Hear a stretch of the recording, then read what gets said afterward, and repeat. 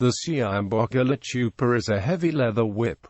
It is traditionally made from an adult hippopotamus hide, but is also commonly made out of plastic. A strip of the animal's hide is cut and carved into a strip 0.9 to 1.5 meters long, tapering from about 25 millimeters thick at the handle to about 10 millimeters at the tip.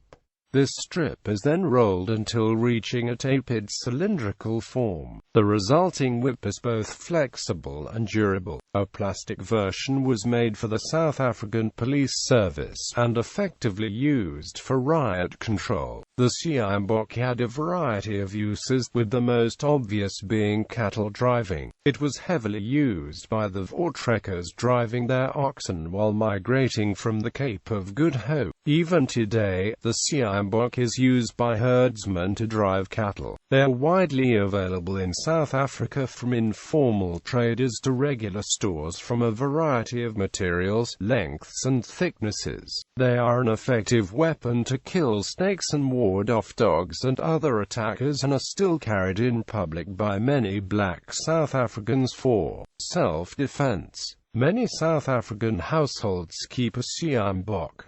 Used by police.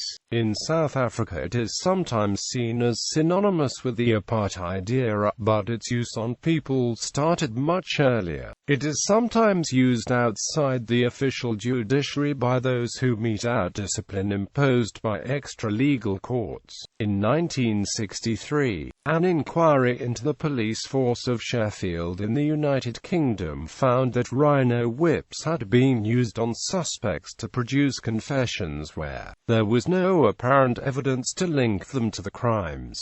Other types. The name seems to have originated as Sjambok in Indonesia, where it was the name of a wooden rod for punishing slaves, where it was possibly derived from the Persian Sjambok. When Malayan slaves arrived in South Africa in the 1800s, the instrument and its name were imported with them. The material was changed to hide, and the name was finally incorporated into Afrikaans, spelled as Sjambok.